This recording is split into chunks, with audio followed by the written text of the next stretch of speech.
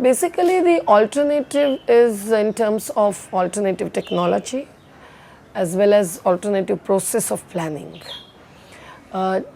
One of the either would not really bring in the alternative paradigm. As far as energy is concerned, today the whole focus of the consumerist development perspective is on energy intensive technologies as well as lifestyles. And these are the issues of lifestyle, mind you.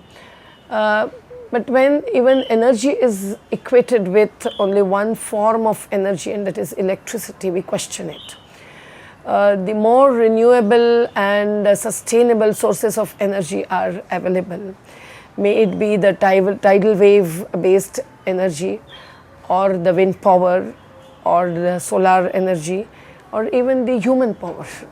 In the populous countries such as India,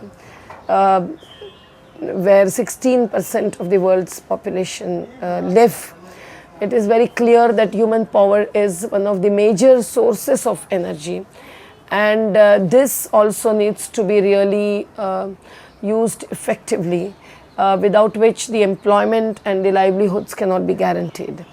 But instead of that, we are also following the Western, so-called Western paradigm of development, where the electricity and only those non-renewable kind of sources of energy are focused upon.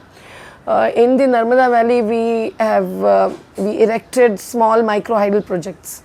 First one of 300 watts and the second one of the 15 kilowatts, taking the energy, electricity up to 4-kilometer radius within one village called Bachoao, on which a feature film was made and everything happened, and people were getting in the 10 hamlets of that Adivasi village their own power, and the project was erected with their own human power, the voluntary labor that they contributed, as also the technological technical advice and contribution by the local Indian engineers, and the voluntary support financially given by the real committed supporters.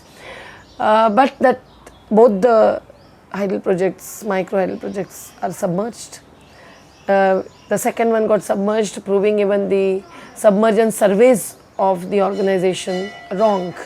So it's very clear that there is no political will to really tap all these sources of energy and involve the local communities who have been associated with and living on those sources, without valuating those sources in the monetary terms, without marketizing or commodifying those sources, and without even destroying or polluting those sources.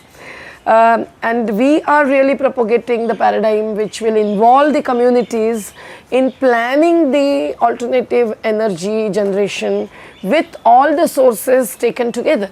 There can be, for example, micro-hydel project which can function for 8 months of the year, while the rest of the 4 months, when the water flow will not be adequate, we can shift to the wood-based gasifiers, or we can shift to the bullock power, or we can shift to the wind power, and so on.